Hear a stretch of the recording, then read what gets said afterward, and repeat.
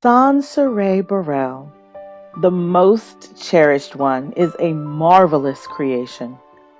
Having grown up in Highland Springs, Virginia, she demonstrated freedom of creative expression in many forms, from dance to sewing to other methods of artistic expression.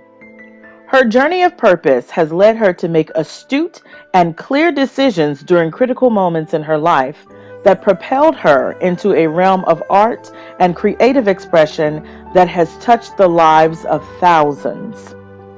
An art therapist and artist, Sone-Seere found healing in art and seeks, through understanding and empathy, to create space for those who need it to have access and tools to mend their broken life points and see the potential to pivot. Her expertise and anointing have led her to produce some of the most exceptional pieces of art I have ever seen. She is a tactician with portraits, abstracts, textures, and also the production. Her first gallery, Black Butterfly, was held this past February, and every component of the production was collaborative, intentional, and energetic. Her jovial personality and intuitiveness made it a seamless joy to interview her. But I wholeheartedly urge you to hold fast to the wisdom and nuggets she released during this segment. She is a Da Vinci, able to apply multiple disciplines to the field of art during a time of expedient and complex transition. Sone-Seere, you are an expression of God's love in the earth, and I pray that you have yet to scratch the surface of your level of impact and personal success. Materialize, my friend, and you shall be richly rewarded. Good day, everyone, and welcome to another segment of Business Acumen with Cross Cultural Talks. I am your host, Robinette Cross, and today we have with us a very beautiful spirit, the black butterfly herself, Miss Sone-Seere Burrell. So, Sone-Seere, well, first of all, welcome on the show. Thank you. I'm so excited. Did you hear the R roll on my name? I feel all special. Thank you, Robinette. You're welcome. I think I have a little accent on the E, but the R is where you have to be French with it. The roll. Sone-Seere. Yes. Now, what does Sone-Seere mean?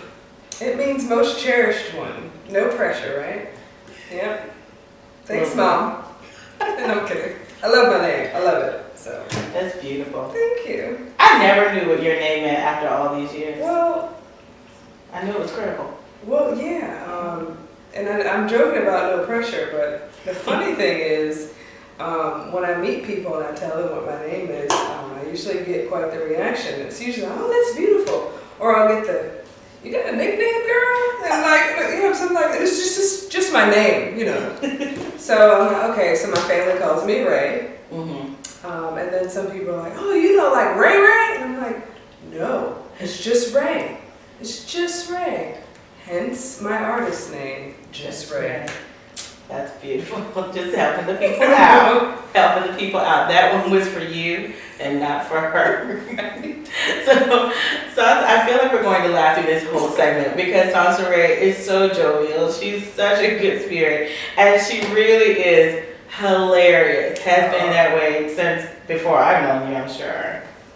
Yeah, so I asked you to be on the show today, one, because as we were talking about, I feel very inspired by you. I really applaud all the work that you do. You are able to make something that is a clear canvas turn into something that's magical. And I know you put so much effort into it, but sometimes it looks like it's just in a second. It's like you, 1 second is a blank canvas, and then the next second is something that has completely morphed and taken on a life of its own. And the way you see art and expression is something that is unique, that only eyes that are built just for that thing can do, and hands that are made just for that thing can do. So I just wanted to say, you know, before we start today, Thank you so much for being an artistic inspiration to myself and so many other people who, while we think it in our heads, we can't exact that thing, but you've been able to bring it to life. Well, thank you.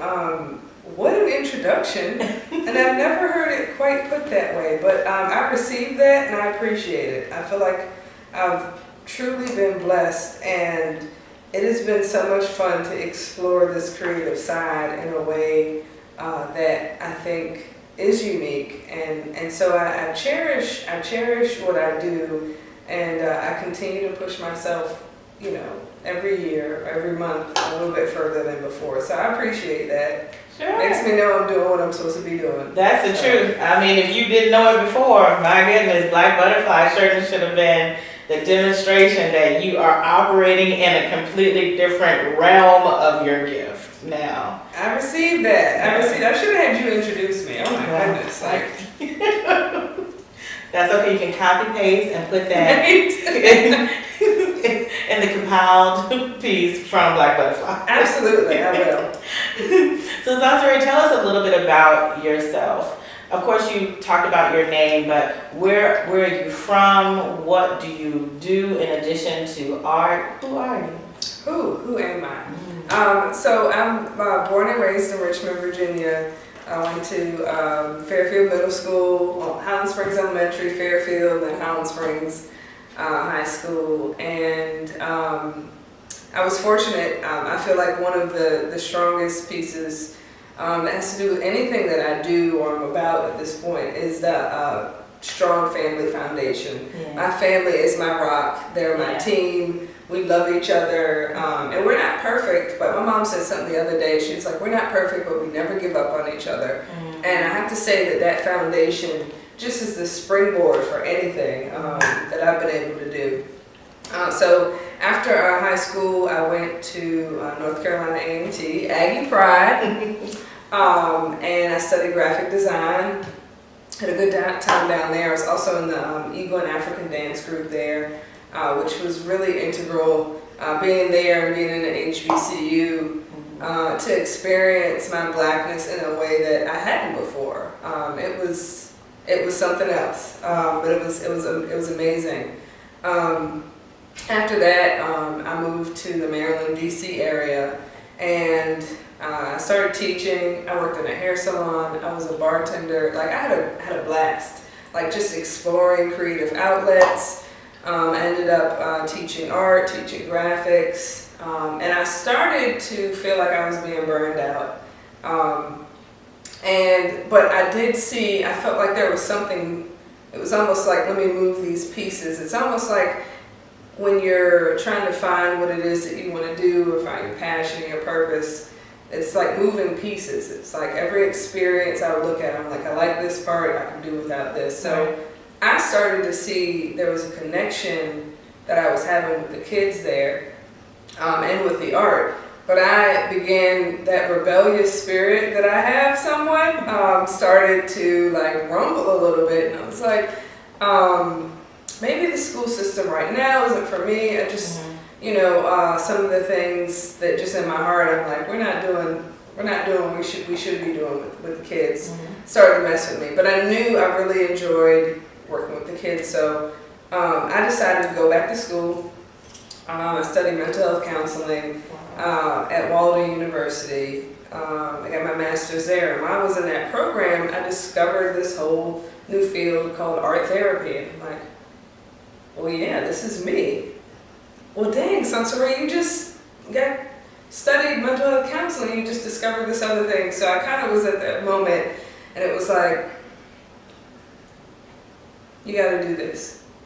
The more I learned about art therapy and the connection to mental health and bringing art together just made sense to me. So I went to GW, made another one of those decisions, like, why are you walking away from this job? You're doing great. And I was like, I know what I want to do. And like when you get those little moments in life where something happens or you get like fire lit under your butt, you gotta, I follow it. And there's fear involved with it, but I always try to push past it and say, this is what I'm doing. I'm not going to let anything stop me. So I ended up studying art therapy, and it changed my life. And for those who don't know what art therapy is, it's similar to regular talk therapy or traditional talk therapy, but we use art in the session as a communication tool. Okay. So it seemed to just fit so perfectly into my expression and my creativity and what I felt this connection with working with people. And always, kids would be at my in the art room. It became almost this hub of healing and expression, particularly when I was in DC. And we lost a lot of students to gun violence, like current and former kids. And so it became kind of this room where kids, sometimes they talk, sometimes they wouldn't, sometimes they would use the art materials to just express themselves or make like little like memorial kinds of art pieces for their friends and stuff. And that kind of sparked the art therapy piece. It was like, yep, this is it, I'm doing that. So what happened next? Oh. So with GW, at the end of my program, I got an opportunity to go to Africa. And I was in South Africa for 3 weeks. We did some touring, and then we also did art therapy with a small group in a small township called Winterville there. Changed my life. That's going to be a whole other show, just my experience in South Africa. But to be able to work with people over there and to experience the joy and the knowledge and the spirit they brought to the work we were doing was just amazing. And it's funny because sometimes when you're tasked with a mission, you think you're bringing something. And oh no, I mean, we brought something, but what we received and what we learned, life-changing. So, went to Africa, came back down here, moved to Richmond, worked at Brooklyn as a dean of students there, and now I'm a crisis response teacher at Virginia Randolph, alternative high school. And I try to infuse as much art therapy in with the kids as I can. Doesn't always work that way, but I'd like to think, I'm there for a reason. So yeah. Wow, what a journey so far. It's been a journey. Mm-hmm. That's awesome. Wouldn't change it one bit though. Oh yeah, definitely. I actually, I lived in South Africa for almost 6 months on a study abroad. Really? Yeah. I So lived in cool. Cape Town. Yeah. It's really beautiful. Oh my goodness. It is. The artistic expression that is in that country alone, not in addition to there just being all kinds of architectural pieces of inspiration, just landscaping. Mm-hmm. And then when you start to think about music paired with paired with the landscape and 4-part harmony, and then you can actually see it kind of moving together as a nice cohesive thing that makes your body actually move without you being conscious of it. It's just something that is just absolutely unique to that particular country on the continent. Yeah. Yes. It is, and I think part of it is because it is a convergence point for so many different peoples. So you have peoples from West Africa, Central Africa who are seeking new markets, who are coming down there and bringing parts of their culture. You have your East Indian immigrants who are coming over and bringing their culture. Of course, you have your actual Southern Africans who are there and they're seeking education and the new market and bringing their culture. So it's really this melting point. It's an amalgamation of so much expression that you find there. So I'm so glad that you were able to have that experience really, and for it to gobsmack you into a completely new realm of understanding and consciousness. So kudos. I love South Africa. Oh man, it was beautiful, and I second everything you said. Like there was a rhythm there that just, it was, I don't know, it's hard to put it into words, and I have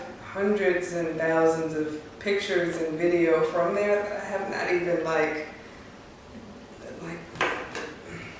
haven't even scratched the surface. That's why I say I think I just need to set aside an entire show for it. It just, it was beautiful, and just to be there and to touch the soil and to experience the food and the people and the expressions and to hear people's stories and just open arms and the landscape, like you said, and the place we stayed, it's called Bocamoso, and it's a community center, and the young people there, oh my goodness. They are just such beautiful spirits, and you were talking about that 3-part harmony. I mean, like 4, 5, 6-part harmony, and they would just come into this circle every day and just start with song. And it's crazy because, you know, I think traditionally here people are put into categories. You're a singer, you're a dancer, you're going to be an engineer, and everybody there, I don't care what it was you were pursuing, everybody sings. And everybody sings well, everybody dances. It wasn't even a thing like, oh, you dance, I don't. Everybody comes to that circle in the morning. Ah, man, I could go on and on. But yeah, it's beautiful. Such an experience, right? I love that. So I love that for you.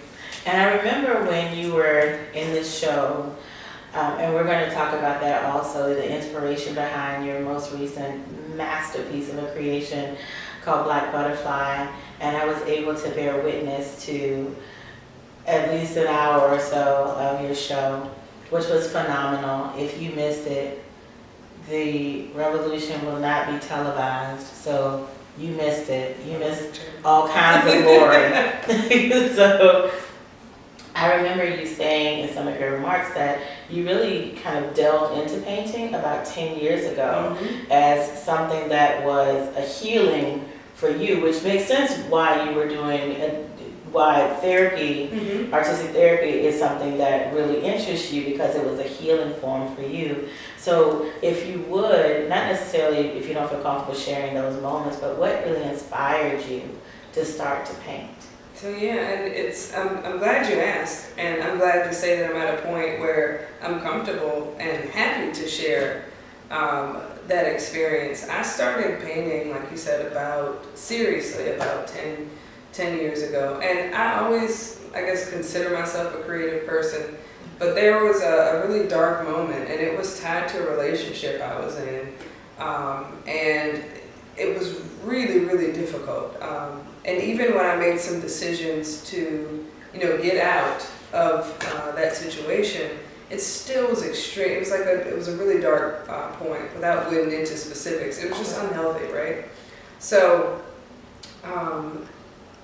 it was just one of those moments where I felt, and I had a support system, but I was up in Maryland, and I just had this urge to do something. And I didn't want to sit around and to just let my thoughts take me. And so, as I said at the show, the person who I'm in this, dark moment with is the one that gave me an easel and I think some paints and some stuff. And I'm thinking, like, I don't want this from you, Yeah. And so, and that's why I was talking about sometimes we don't know the I guess the negative energy, or the people we perceive as evil or negative.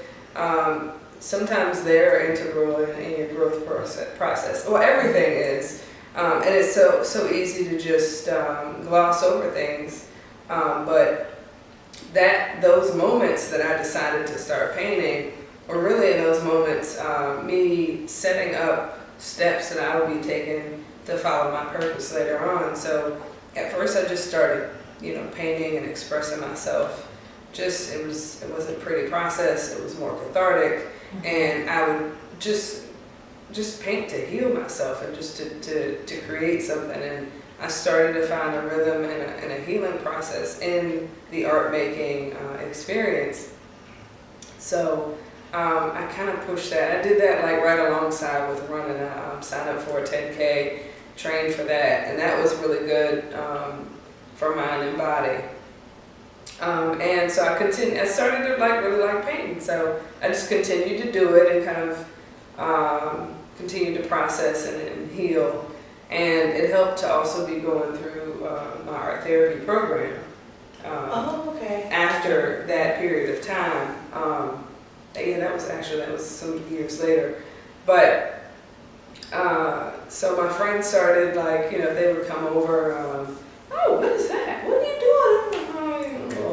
It really started off as just me painting for me, and I would just continue to paint things that would come to mind, and my art started to take more of it reflected the process. Like, it started off, it was ugly, in my eyes. But it wasn't about it needing to look pretty. Right. It was about me working through that stuff. Right. And it started to, kind of as like things lightened up and I started to go through those different steps in the process, my art started to take on more of a positive turn, or like a lightness more to it, and people started seeing it. Oh, would you paint me this? And I'm like, yeah. This is just for me, and I started to look around, and people were like asking me, oh, I like that. Would you paint me this? Would you paint me that? So I started taking like a couple little commissions here and there, and it kind of just blossomed from there. And I began to self-taught in painting, and I just began to take a liking to expression. Like, most of what I end up painting and what I enjoy is either very abstract and expressive, or very focused on the human face. And expressions all the way from joy to sadness to elation to struggle. So what started off as me wanting to reject a gift from someone that was like the source of some darkness in my life turned into me climbing out of a hole and healing, and then wanting to share that process with other people. So, and you asked me about what the black butterfly inspiration too already? No, can't remember. I did. I guess We what I can did. go right now. Oh, okay. You can go right into it. So, black butterfly started, I guess, the idea before I realized it started a long time ago, and the idea of it's black and butterfly, just the black part, not just of course, I just feel like it's always dope to be black, but I don't know, something about right now, just I think there's I think Dave Chappelle talks about this in one of his stand-up pieces recently. On Netflix. Yeah, on Netflix. And I've seen them all, so I can't remember which one it is, but he talks about the 45th leader of the free world, whose name will not be mentioned.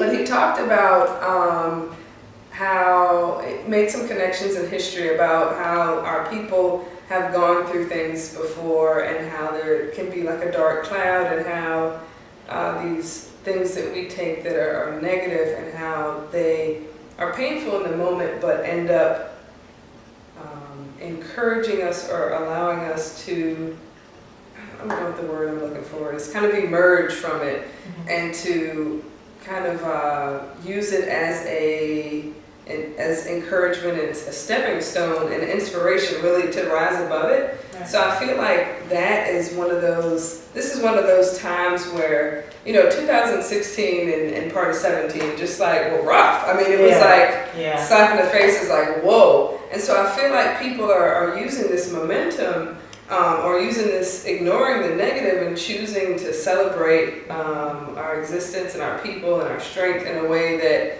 maybe we wouldn't have been inspired to do. I don't know. I'm about looking at the darkness or looking at things that are perceived as negative, and why is it there? Like, let's not run from the pain. Like, pain hurts, yeah, but let's look at why, like, how can I use this? I don't want to implode and become depressed, but how can I look at this and sit with the feeling, like, and not run from it, and what can I do with it? Yeah. And so I feel like, especially with Black Panther coming out, let me tell you. Yeah. Black Panther. Right when you did your show. Black Panther, first of all, the album is the soundtrack for my show. I love it. It was played numerous times in this studio while I was painting this show. It never got old. But there was just something very, I can't even put words to it. I don't know if everybody might not have seen it by now. Hopefully you have. Some people I know are like on time 2 or 3. I know. But it was just so inspiring to see our people take to something with so much pride, and the implications for our kids and their kids for having this imagery, positive Black imagery. And that's what, that's a big part of what I wanted this show to be, is to highlight and have positive Black imagery, and to continue to push that and do so unapologetically, and to also capture the metaphor of the butterfly. And that is to, they had a quote painting in there, I think it was called Butterfly Delight, but it was a Maya Angelou quote, and it says, we often, I might be misquoting it, but we often delight in the beauty of the butterfly and don't acknowledge what it had to go through to get there.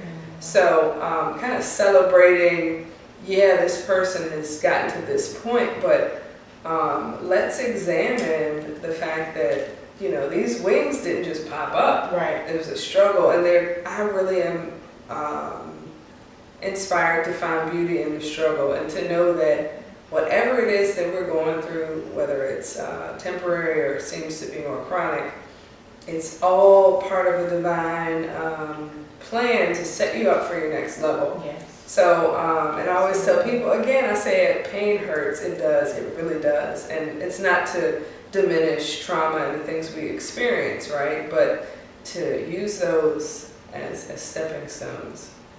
So it was really fun and tough and emotional to paint for this show, but I'm so pleased with what came out and the response and the stories that I've heard from people who have been inspired to talk, to share, to buy things, but also to step out in their own, you know, confidence and say, hey, you know, this dark period of time, I'm gonna embrace it and I'm gonna use it, you know, up out of this hole. So that's great, because you did share that part of yourself with those who came. And one thing that I really loved about the additional creative expressions that we witnessed was that everyone had something that reflected the theme, and not just the theme, but the journey. And then you had Ezigumuntu, who took us through really a journey through music, and they took you through a rite of passage in your becoming. right. And you didn't even know you were going through No, it. I didn't. Tell me But you know, everything. Ezigumuntu tells you to do something, you do it. You get out there in the middle and you do it. So look, I don't want to do much more than that, because, you know, we don't, you know, stretching and stuff. It would have been pretty, but yeah, that was so special. Yes. Each of those 3 entities, it was so cool to kind of, to share what you're doing with someone and they take it and, Yeah.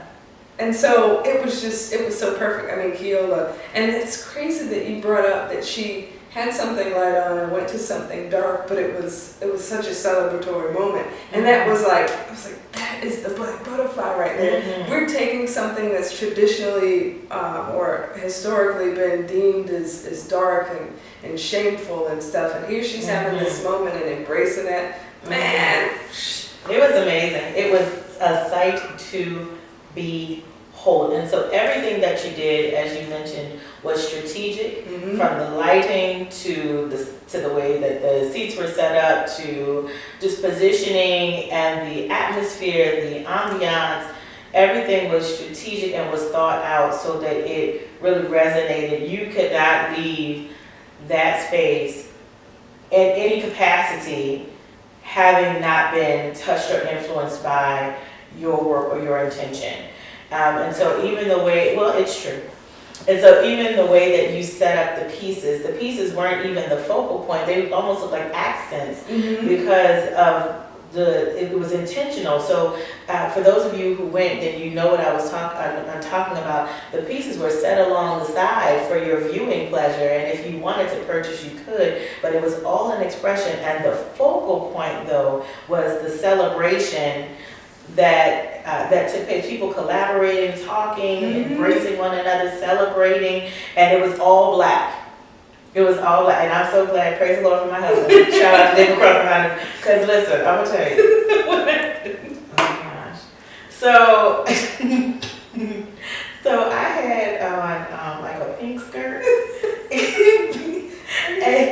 No, because he said, because I said I had on a pink skirt, and I said, I had on a black blazer and stuff. And I said, well, I'm just gonna wear this, and it's an all black party. He was like, if she said it's all black, then it's all black. So I straightway went and got my black skirt. And This cross is spoken. He said, if people say all black, you wear all black to the show. You wear all white to the show. And I sure enough was like, I told him as soon as I said, I swear I'm so glad. I would have been that one, like, who got this pink skirt on, twirling around, and this is supposed to be all black. So I just wanted to tell you, it was such a great demonstration of beauty and strength, and I'm glad that I properly participated. It's all good. You know what's funny is, shout out to my team, first of all, my family, my mom, my dad, Jen, Lewis, my brother, my sister, Sierra, DJ Beyond, and extended family, and everybody who helped out. The lighting professors, they did the lighting. Let me tell you, I'll be releasing a video soon, but I set up my laptop to capture the 4 to 6 hours that we spent setting up, and I'm going to speed it up. Yeah, I know. Now to take 46 hours of footage to speed it up, it's going to be interesting. But I'm like, I got to do it. You have to do it. And I'm bringing it up to say, like, the lighting, I didn't know how impactful. Well, I know it was impactful, but it really didn't dawn on me until I'm watching this video. And then as soon as the light came up, I'm like, oh snap! So shout out to the lighting professors. They were amazing. Talking about the whole team piece, like I have none of what I was able to do, not even just with this show, but anything creatively or ambitious, have I been able to do without a support system. Right. My support system is, and my team is so dope. I'm serious, like, we spent hours and hours in this very room and having meetings. We have a whole text group that's just for Black Butterfly. They have, told me about myself when I was doing too much. Never has it been you're doing too little, because I tend to be on the other end of the spectrum. But, do you need some food? Do you need this? No, don't do this. Oh, that's whack. Oh, I'm serious. Like, you need people who are going to support you and tell you about yourself, and to be honest with you. And I'm just so pleased that in the midst of what felt like a whirlwind, everything that we set our intentions to come out to happened. It was like dope. And so I'm so glad that you noticed that we wanted to create sort of an experience. So look at the art, but also highlight this person you haven't seen in years. Yes. Or experience what it looks like in that space to see a sea of black. And speaking of, there were some people who didn't wear black. And it didn't, I know you think you were like, I wouldn't change that. But I think it didn't stick out like I thought it was going to. No. Because in my mind, when I'm envisioning things, I'm like, oh, if one person wears something other than that. But it flows. It flows so well. Because I think, and just to echo your sentiments about the lighting professors, the way that the lighting was set up was that it was forgiving of different colors. Yes. So it's almost like, because black is the presence of all light, all colors, and so even if they had it on, the top set of lights was so muted that it forgave the presence of other colors in it. So, yeah, that was genius of them. Oh my God. Well, every now and again. This is not my forte now, but every now and again. So I just wanted to say, you know, publicly, I really loved it. I loved every minute I was able to be there. Okay. I did. I really did. It was perfect. Start to finish, perfect. And so that is a testament to your team for really listening to your heart for the piece. And so what made you want to say, okay, this is the moment when I want to do Black Butterfly? Man, that's a tough one. I know, so that there are probably parts of this, that there are fragments of it that I'll try to put together. Mm-hmm. But one thing, the word that comes to mind is urgency. Like, I just felt this urgency to be transparent and authentic in how I want to live. And I know that I'm very clear about what it is I want to do. And I'm very clear about what I believe my purpose is. And I've gotten to the point where in saying no to things, I'm more comfortable to saying no to things, but that makes me more urgent. It makes it more urgent to say yes to the things that I'm going to say yes to. Right. So one of the things that I end up, since I started painting and selling work, is my work has primarily been commission based. Right. So it would be, Sone-Seere, I have this picture, I want you to paint it. I would paint it. Sometimes I would take their lead in what they wanted and make it's very prescriptive. Sometimes I would have, every now and then, like something that allowed me to infuse a little bit more of myself into, but I mean, still me. And so, no shade to that, because I've literally been able to eat, and I'm grateful for that. I've been blessed. But I started to feel this urgency that I had all these ideas that I wanted to get out. Yeah. And it became priority. I was like, I gotta get these out. And I look around and I look at other artists. And, you know, they say comparison is the stealer of joy. But not looking at other artists like in the standpoint of comparison, but just sort of to, you know, you take a note from people. You don't want to reinvent the wheel. Now, what I was finding is people are doing shows and have gallery work, and people would hit me up, oh, you got anything to sell? I'm like, oh, no, because I do commission work, right? So I said, I want to be able to just do an entire, like, collection of things that I got to get out right now. Yeah. And so just Black Butterfly just came out, and it was almost like the cocoon stage being the working through the healing process, the becoming comfortable in my skin, being comfortable sharing the part that's not pretty, the reaching out to more people, the, you know, unapologetic, like this is what I want to express and I'm going to do it. And so while I had people in mind when I was painting, it was more of, I gotta get this out, this is for me, I want to paint this. And it felt weird at first because I'm traditionally a selfless person, like self-last, right? And so this was my moment to say, you come out of that cocoon and paint what you want to paint. Get out what you need to get out. And so it's been so freeing. And so when I look back and I'm like, how in the world did I get all those pieces out? Urgency. Like, I just felt this urgency. And I also, from within me, I wanted to get these stories and these highlights out from these people who have been just amazing to me. Like, I mean, Basquiat, and not even just the idea of his paint, but his work, but his life. Like, just so strongly taking his artwork as a political statement, talking about racism and and the struggles that he experienced, because he had quite the traumatic, upbringing that he took to that expression. So I was like, I gotta honor him. Obviously Black Panther, and then Nina Simone, man. Oh, she's my spirit animal.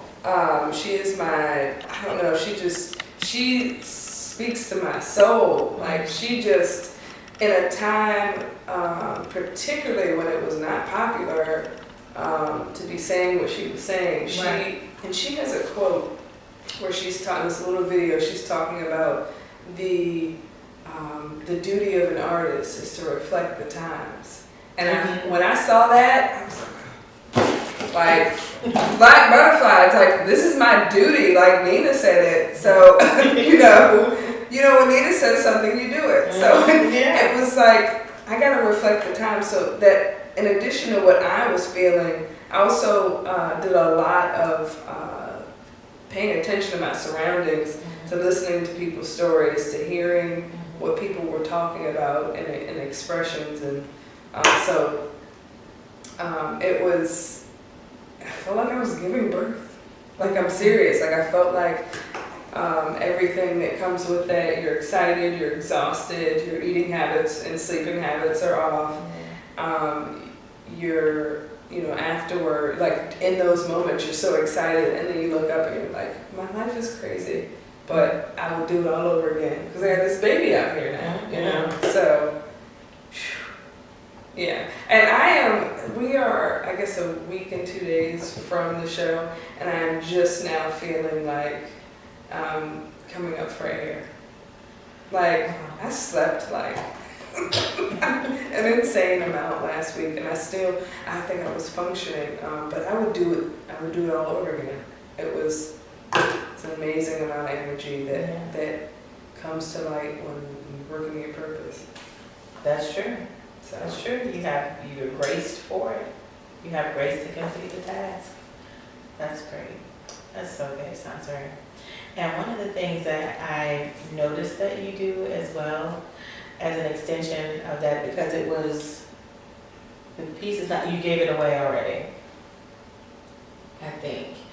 You do paintings in real time at church services. Oh, yeah. Like full size, legitimate. What is that all about? I don't know. I don't even, it's a clone that I got. No, I'm just kidding. So again, I think I talked about this earlier about pushing myself, because I'm very hard on myself. I'm working on lightening up and I think I allow myself, the space to do what I need to do in the moment, but I'm hard on myself in terms of artistry, and in the sense of wanting to, I don't ever want to get complacent or comfortable. I always want to be, balance. That's my favorite word in life, is balance. So while I might have things that I stand upon strong, like I feel like, okay, my portrait game I feel like I have a good hold on that. I also don't want to get complacent, so I want to push myself. So I was asked, I'm trying to remember the first time I did a speed painting. I was asked to do a speed painting. So a young lady who's a lifetime friend and former classmate at North Carolina A&T, and we were in a dance company in North Lake. And she does these beautiful productions. It's like play and dance and music. And she asked me, a couple times she asked me to dance. And I was like, girl, you don't want these old bones on your stage.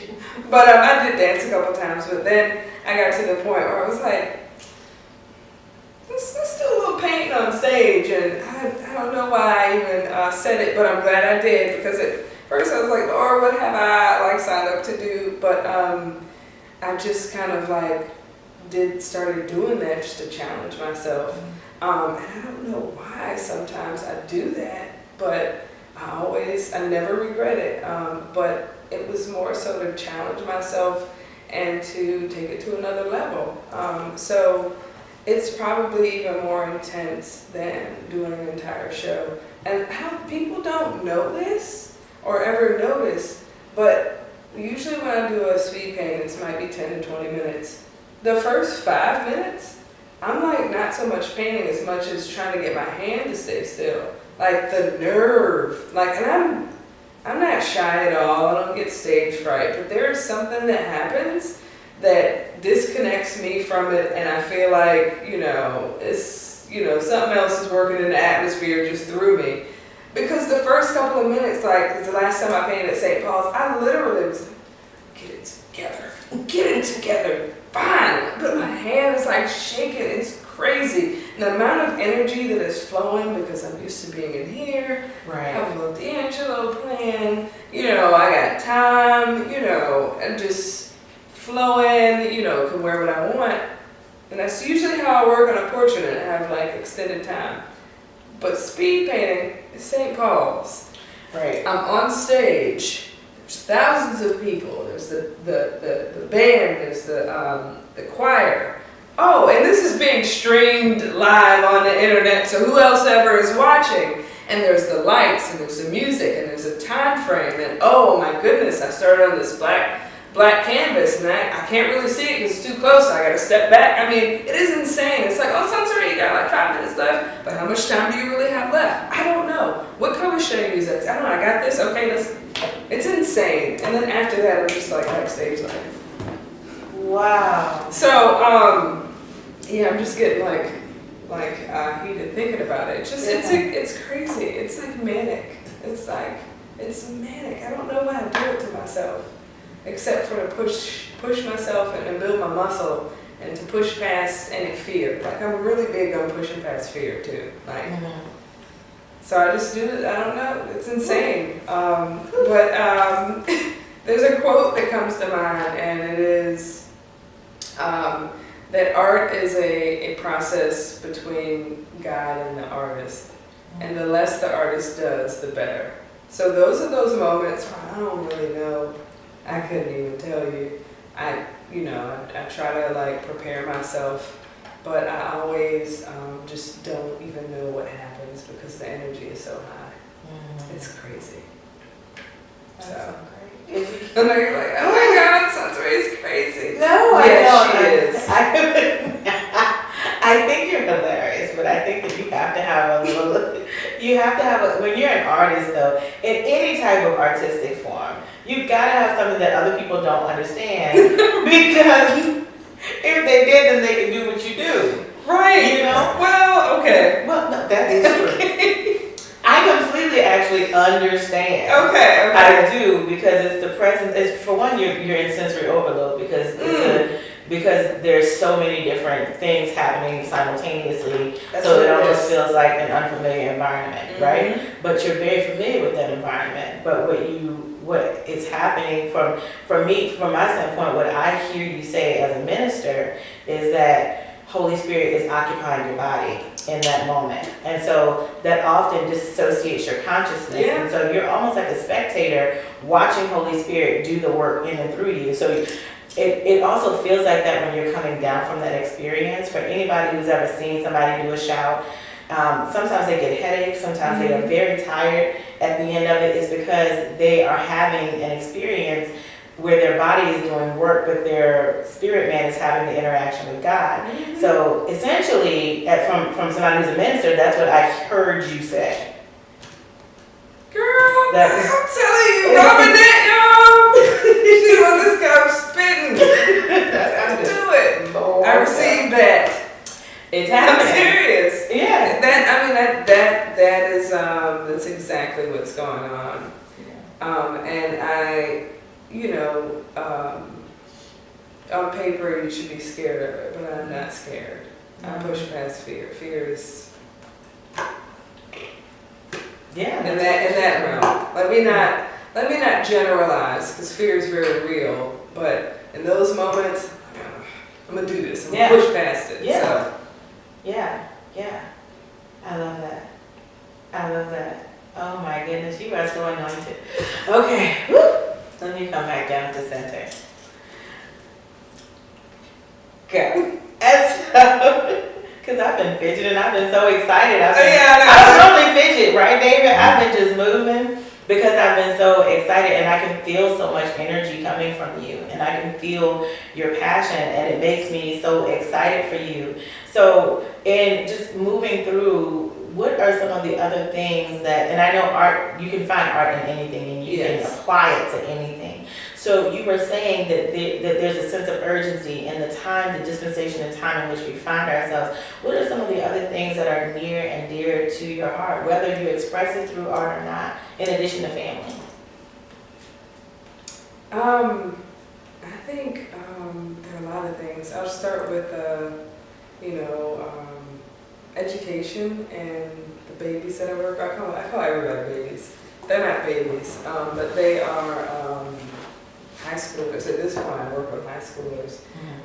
And I always end up working with adolescents, no matter what I might dip back over here. And so I'm so passionate about this generation.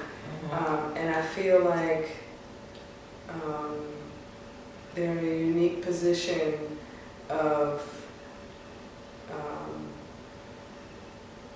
I think they've had the biggest jump of technology. Like, if we look 10 years ago, or even 20 years ago when they were young to now, it's been the biggest jump in exposure, access to information,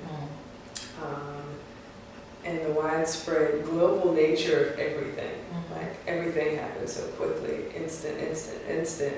And I'm passionate about helping them to navigate it, because as much as folks will sit and say, oh, this generation, they just don't know how to talk to anybody, they're always on their phones, and I look at some people and I'm like, y'all, you know, we raised this generation, right?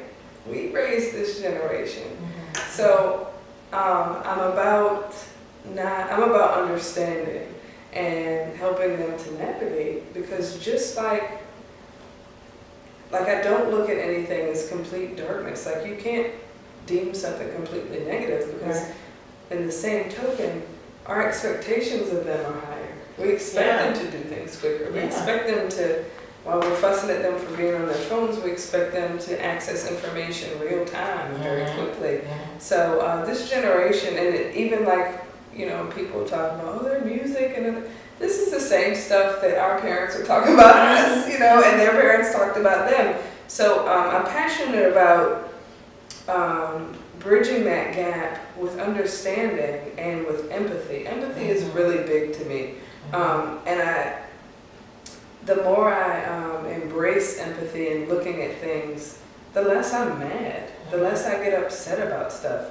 Now, of course, I can call a spade and tell somebody if they're trifling, because if you're trifling, you're trifling. Right? We've all been trifling at different points in our lives, but I just really am about, and I think it's been my mental health counseling and art therapy training, where the empathy comes in, where I can see someone's behavior, I can understand that every behavior serves a purpose.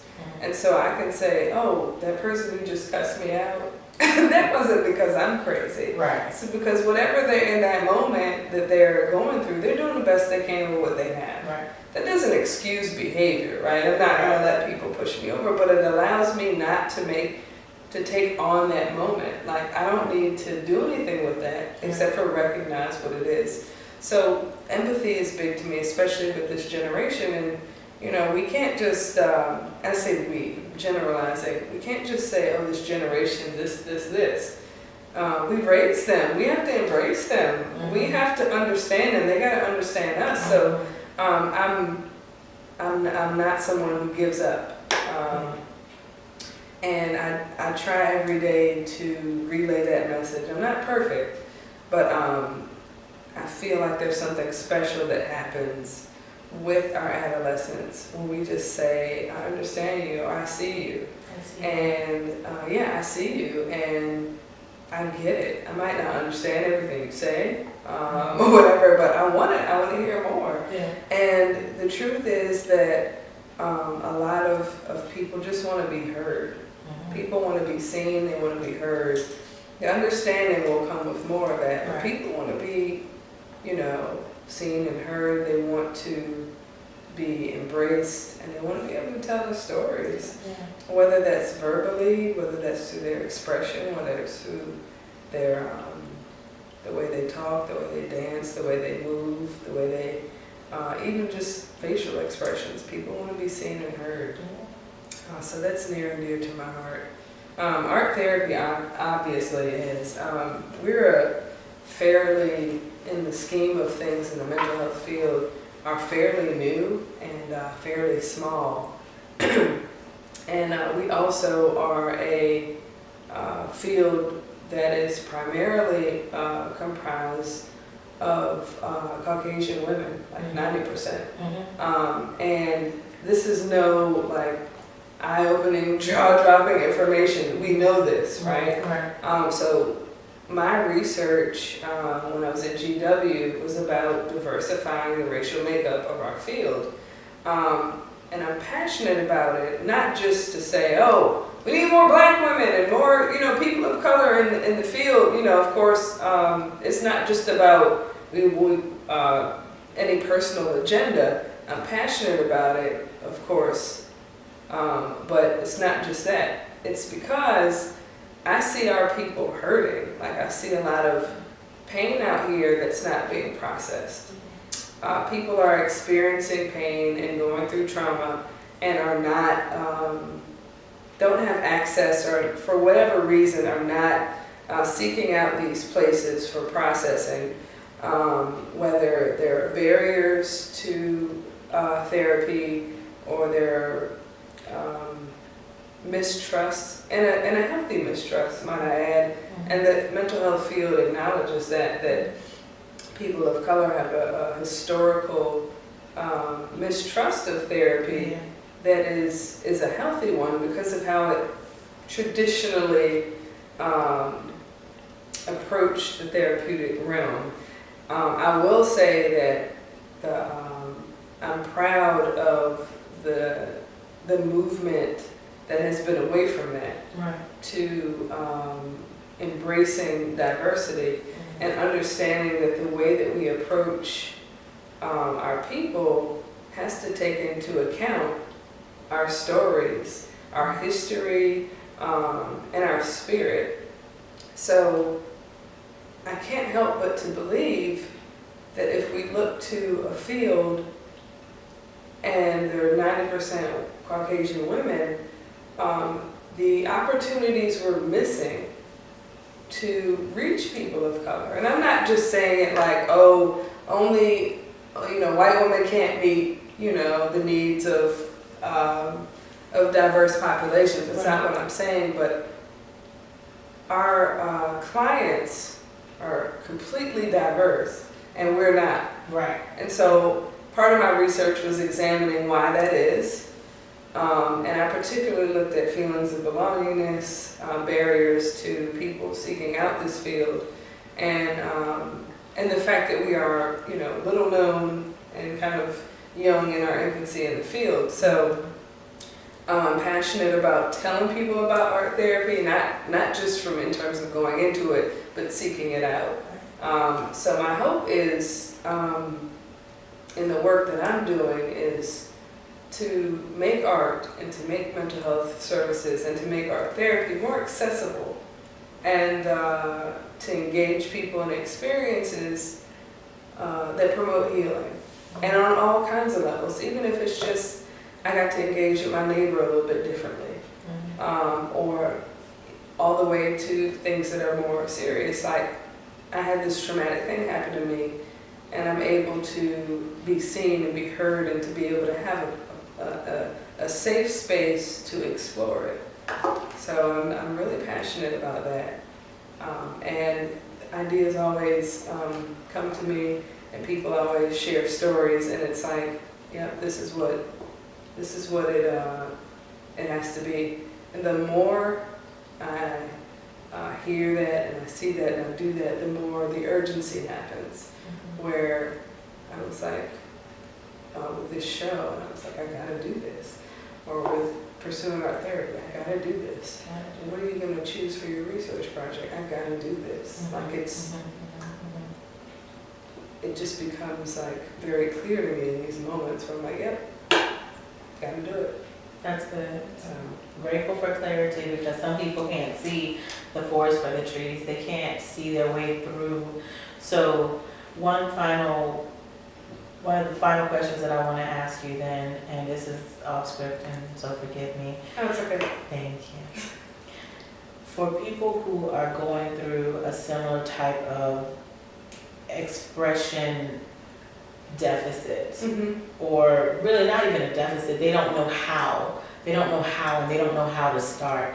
And sometimes we do, we look at the thing that's given to us and we don't see it as a gift. Like, you could have taken that easel and that paint, and you could have stabbed it, you could have burned it. I could have thrown it at somebody. Yes, you could have injured someone. But you chose, in the moment, there was a survival mechanism that had an uptick in you that said, this is something that despite who gave it to me, this person was actually placed in my life to reach a level of healing that was unbeknownst to me. And so to be able to say, in the midst of that situation, I'm grateful for that person's presence, because had they not been there and had I not been at that point, all of these things would not have manifested from it. And so seeing how sometimes in the moment we're not able to serve us. And as my pastor says, every season serves you, even if it feels like it's a bad season. If you got to walk through a bad season, you better get everything that is designed for you from that season. That's right. Put it in your pocket, build you up, build up the brick and mortar of your integrity with it, and keep pressing. So what would you say to people who are looking at you and looking at the expansion of your gifting, to say, how can she do that? How can I do what she's done? Wow.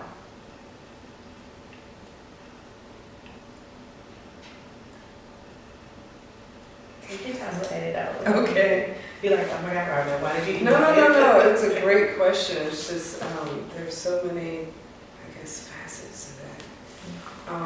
You can choose something too if you want. Okay. Yeah. What I will say, I'll start with grounding. Grounding is something that is so important whenever you're doing something that's life-changing. And whatever grounding means to you, whether you ground yourself spiritually or whether you literally ground yourself, like sometimes a simple coping mechanism that I use with my clients, we literally, if you're anxious, to just like literally just ground yourself, like to put your feet on the ground and just to take some mindful moments and recognize I'm okay. I know that it sounds so simplistic, but sometimes in the moments of anxiety, like literally grounding yourself, taking some deep breaths, like checking in with your body, what's going on with me, being self-aware. But even on a more like significant big idea, in a big idea kind of way, I have never been able to do grand things without support. Relationships, and I don't mean like the traditional booed up relationships you're talking about, that people might associate with the word relationships, but I mean people who love you unconditionally, people who will support you, people who have your back, people who will tell you about yourself. You gotta have somebody who's gonna tell you about yourself. That's true. You gotta have somebody who's gonna tell you to take the pink skirt off and put the black skirt on. Amen. It's important, you know what I'm saying? I had to throw that in there. But no, like to have people who know you and support you. There's not much that I've talked about this evening that I could have done without that level of support. Which is why I'm so passionate about working with young people who don't necessarily have that support. Right. So I would say that, and the whole grounding piece for me is a spiritual grounding too. Right. Like understanding your purpose, and when you do, it brings about clarity. Yes. As Jay-Z said, I'm clear why I'm here. How about you? Like, I'm clear why I'm here. Like, and it's such a great feeling to have that. And it might sound cocky, but it's like, no, I know why I'm here. And when you realize that, it's a journey to get to that point, and you have to experience, you have to fail, and you have to have triumphs. You have to do reflection is important. To get to the point where you recognize your purpose. But it's all information. It's all part of the falls, the trip-ups, the triumphs. It's all part of getting to that purpose. So I would encourage people, don't give up. Be honest with yourself in your self-reflection. Like, you gotta also be able to look yourself in the mirror and know, I'm killing it today, and then there's other days it's like, I'm killing something today. It might be the ground I'm walking on, but you gotta be able to look yourself in the mirror and be honest with yourself. Yeah. And that also leads me to the next part about trauma. I have to, like, on my art therapy soapbox, like, trauma is real. And one of the things that, and everybody experiences trauma. Some of our traumas are more severe than others, but what I would like to implore people to do is to not brush those things off. I think as a community, we're so strong, and we've been through so much, and we keep getting up and keep going. And that's our spirit. It's just going to be us. But there are times when our choice is not to process our trauma, hold us back, or block our potential. And I liken it to this analogy about a burning house. If we're on a block in a neighborhood and there's a burning house and there's someone in it, and your neighbors are standing out on their yards looking like, what is that person doing? Like, why don't they just go that way to get out of the house? And it's like, we don't know what they're doing. It's the fog, right? They're doing the best they can, and we're clearly out here like, they're tripping, right? Sometimes that fog is the trauma. Because people are doing things and you're looking like, well, why did she just do that? It's very clear to me, I didn't mean to do that. You just cussed me out. I just went in the parking space or whatever. And trauma does that because you're doing the best you can. It fogs your judgment. Sometimes you don't even know. And the further you come out of that house, that's when you begin to process, right? You come out of the house and you look back, and the further you look back, there's less smoke, and you're like, what in the world was I doing? I could have just gone right there. Your neighbors are telling you about yourself, but you can't see. And the further you walk away from it, the less you smell like smoke, and the more you can have clarity. But you got to walk out of that house.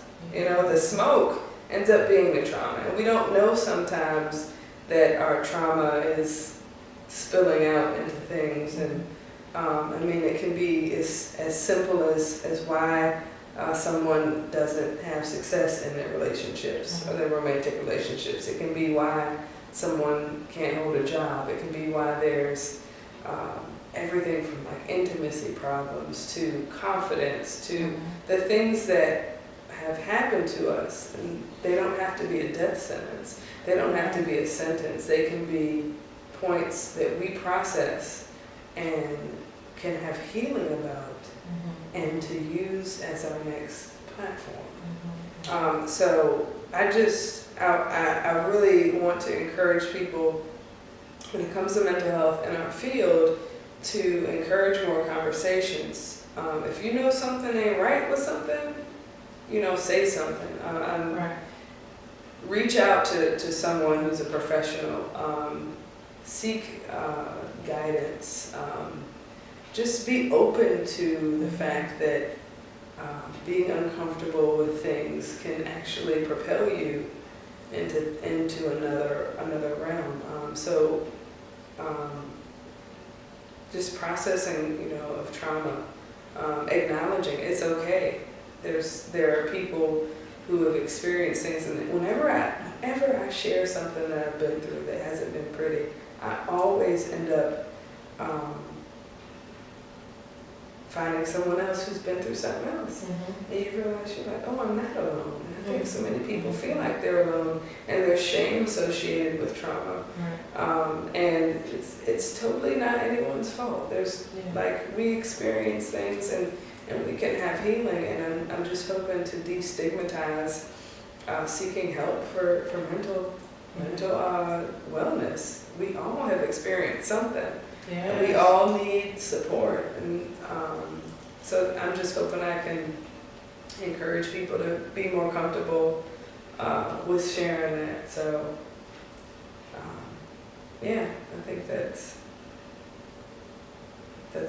one of the important things I wanted to share. So That's good. That's good. And I'm really glad for you that you found your outlet for healing and for serving as a healing point for other people, and that you are mindful of not absorbing other people's pain, but you actually use it to channel through you to express on canvas. And that morphs into something that is absolutely beautiful and breathtaking. And so for the people who want to continue to either pour into you or inquire from you, then how can they get in touch? all right, so right now I'm at Virginia Randolph, the Academy at Virginia Randolph. If you ever want to stop by, you gotta stop in the office first. So my website is www.jusre.com, jusre.com. I'm on Facebook as myself, Sone-Seere Burrell, SONE-SEERE Burrell, BURRELL, and Instagram. My personal page is at Jusre, just JUSRE. My business page for Jusre Creative Services is jusre.cs for creative services. I'm trying to think if there's anything else. I'm not on Snapchat. My email, info at jusre.com, jusre.com. And I don't tweet either. You know what? Snapchat and Twitter, people tell me I need to get on there, but I feel like I can't take on one more thing to distract me through the day. That's true. So maybe once I'm 100%, doing what I'm doing full time, because I feel like me tweeting might be a little scattered. But that would be a cool thing to do. But yeah, so right now, email, website, Instagram, and Facebook. And so right now, can I add something else? I'm just so proud because I have been clear about being creative and artistic, and like I know that's me. The business and accounting and tax stuff has not been me. And I'm comfortable to say that there's been fear involved with that process, right? Yes, but I am officially an LLC. I am registered with Richmond, taxes, zoning, all these other fees and whatnot. So I am an official Richmond City LLC. So Jusre Creative Services, and that's part of looking at yourself in that mirror and calling yourself trifling. And I can say that, I'm honest with myself. It was a struggle. It was a struggle. I dug in and I looked at myself. I said, Sone-Seere, get it together. Do it. You can do it. But there was fear involved. So, I dug in. I did research, paperwork. I went up and down the steps of the Richmond Finance Department, and everybody was there. It was very, very sweet. That process, oh my goodness. I got a couple tickets, I got cussed out. And that's why I was like, you know what? I'm gonna use this as fuel. I'm in the middle of painting this show, and like it was crazy. Everything was coming at me. I was like, no, I'm gonna do it. Good. So that's probably the thing I'm most proud of right now. I pushed past that fear and those numbers and the things that I don't understand 100%. Because this is, more of the creative, artsy person and the numbers and stuff. So I did it. I'm very proud of myself. So I got to toot my own horn on that one. You should. And I'd love to answer any questions anybody has about that process, because there's some things I know very clearly now. So I don't know if you do any, that would be cool to have like a circle of people who are interested in the LLC process or the business process, like sit them down and like we can talk about what worked, what didn't. Yeah. Thank you. Business and service. It really is my pleasure. It's our pleasure, and I'm really grateful. I'm grateful because I honor the fact that you took your time. It's not easy. It's not like you have time to waste, right? Because we can't recover that. That's the one thing we can't recover, right? And so the fact that you took your time, as much of it as you did, to consider, to say yes immediately, and to consider what I was asking of you to do, because this is something that requires a certain level of vulnerability. Oh yeah. For people to be able to share tips and tools. And when I say tips and tools, I'm not just talking, I'm saying strategy. What is your strategy to be successful, and what did you have to overcome to reach this point, to share with people who are not quite certain about how to do that thing. So I want to thank you for your time.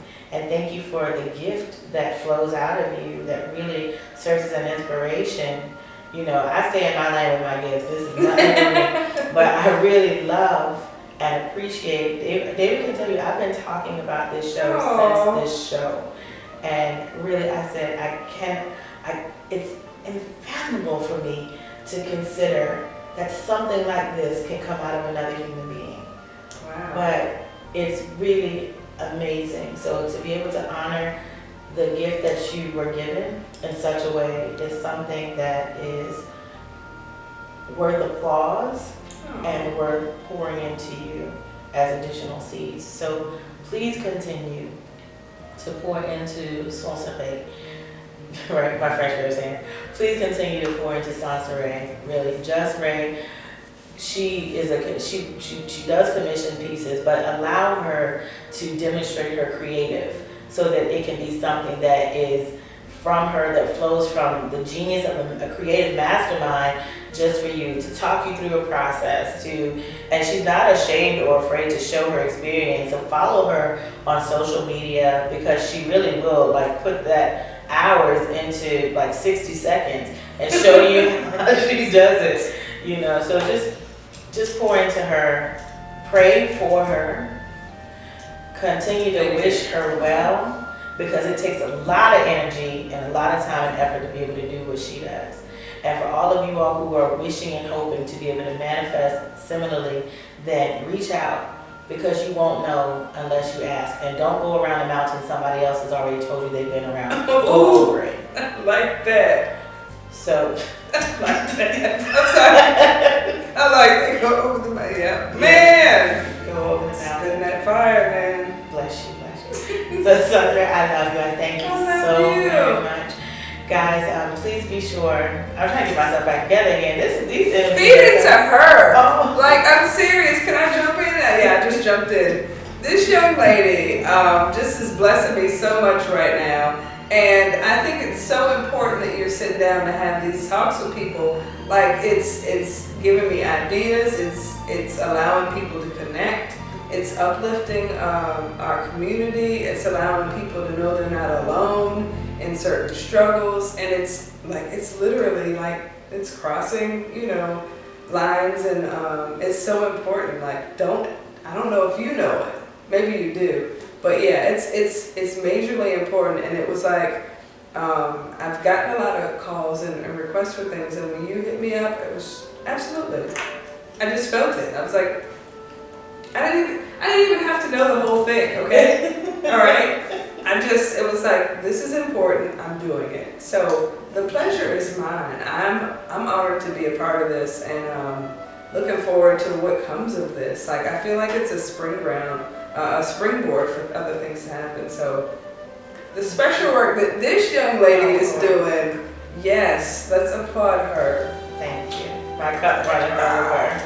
And I extend that applause to the best part of me, my husband who's always behind the scenes. I love you so much, and so I'm so grateful. I tend to write like the weeping prophet. Oh my gosh! If I could just get myself together, these the kind of moments bring me to tears, because this is really what it's all about, to really share, to really collaborate, to celebrate, because too often you do feel so isolated in your gift that you don't understand it, and you don't realize that there's so many people who are pushing you, who are praying for you, who wish you well, and who want to tap into the glory that is shining over you.